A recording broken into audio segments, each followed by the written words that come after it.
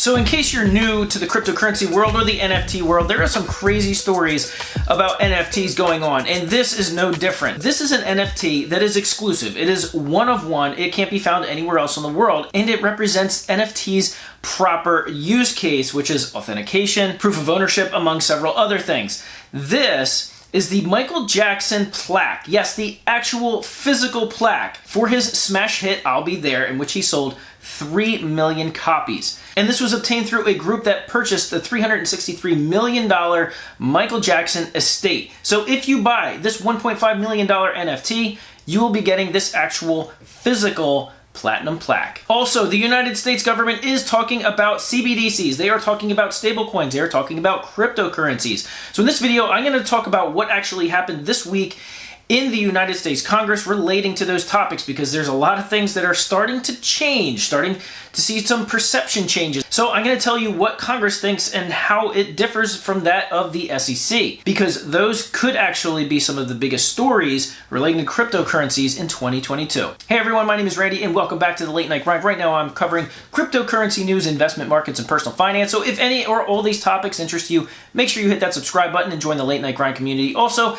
please hit that bell notification icon so that YouTube will send you a notification when I release a new video. And if you're feeling generous, go ahead and smash the thumbs up button and watch the video all the way to the end. Those are the two best things that you can do to support a YouTube channel. So if you do that, I'd greatly appreciate it. All right, guys, let's jump into it. Okay, so I first wanted to start by talking about this Michael Jackson one-of-one NFT that is listed for about $1.5 million. It's officially listed on the Sologenic NFT Marketplace, which I actually reviewed a couple of videos ago. I will link that up here in the card above. Or in the description below. You can go and check that out, which I talk about another Michael Jackson exclusive NFT that is actually being sold. So this plaque, which he received for selling 3 million copies of his single I'll Be There, which is now on the screen behind me.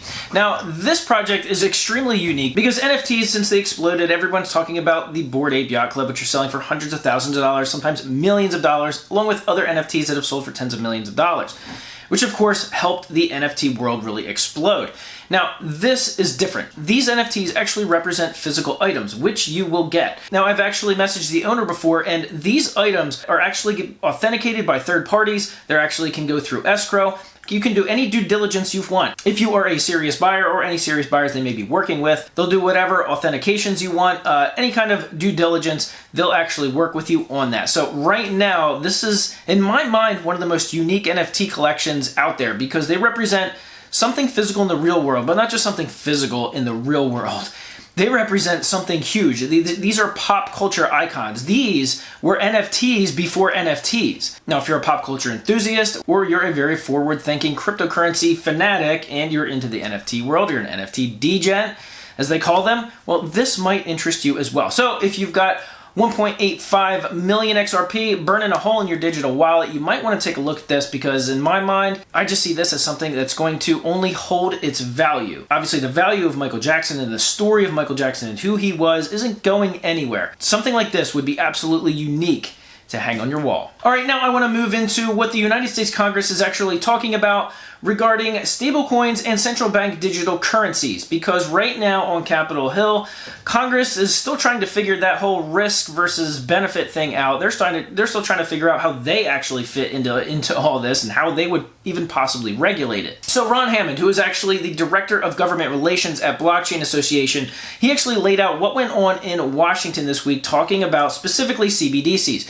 Now, they were supposed to have a hearing on central bank digital currencies. This is the latest one. They've actually had a couple before, but this one was actually delayed because of several other factors, but nonetheless, it's still being talked about. And here's what he said. So far, it seems to be fairly bipartisan in terms of central bank digital currencies, and Republicans and Democrats both have their concerns and their share of supporters as well. So here's kind of what he outlined. In terms of Republicans, he said Republicans are mostly concerned about privacy. That and competing with the Chinese stablecoin, with the Chinese CBDC, the digital yuan. Meanwhile, on the other side of the aisle, Democrats are more concerned about some of their progressive things. For instance, setting up Fed accounts, which, by the way, that is a very bad idea, and also as a way of sending a payment relief money to people in a faster, more efficient way. They just love to print that money. But he did say one of the biggest perceptions that actually changed since 2021 was that back in 2021, it was it was thought of by a lot of people in Congress that stablecoins or central bank digital currencies, that one of those would essentially become the standard and the rest would fail. He says now that's actually changed. There's a lot of people within Congress that think both of those can actually coexist. Now, if you compare that to what the SEC's head Gary Gensler thinks, well, he's compared stablecoins to essentially casino chips at a casino. So we kind of know where he stands on the stablecoin part of it, but obviously from the central bank digital currency, doesn't really fall under the SEC's jurisdiction. Now, some of the other things that Congress is, of course, concerned about is that, and this is for both sides of the aisle, that some of them seem to think that central bank digital currencies could be a way for other countries to avoid sanctions, such as Russia, all the financial sanctions that the world is putting on Russia right now, that some people think that the use of central bank digital currencies could be a way to avoid that. Some people think cryptocurrencies in general are a way to avoid sanctions. So far, it has not proven true, but nonetheless, that narrative and that storyline is out there. So Ron Hammond said right now, everything's kind of in a holding pattern until the executive order by Joe Biden that was actually put into place, which is essentially a giant research project on central bank digital currencies, looking at the risks, looking at the rewards, until that is complete and everybody's had a chance to kind of read and digest what was found. Now, both Republicans and Democrats have their fair share of support and detractors, and so Congress is also trying to figure out where they fit in terms of regulating these kinds of things, where they fall in with the SEC, with the CFTC, and all of the different divisions of Congress. Now, we do have several months until that is actually due back, but it's going to be interesting to see what their findings are and what type of narratives actually shape up. Now, of course, this is just the United States. This is just the lawmakers within Capitol Hill.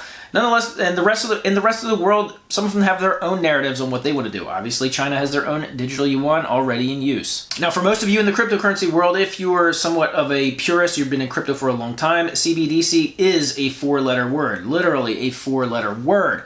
And that it's meant to keep away from the point of cryptocurrencies, which is decentralization, peer-to-peer, not controlled by Congress, not controlled by a company, not controlled by regulatory bodies. So we're going to see what's going to happen. So if you want to follow along with these stories or any of the other ones that I mentioned on this channel, be sure to follow the Late Night Grind. Make sure you hit that subscribe button. Also, you can follow me on Twitter if you want to have a conversation about any of these topics.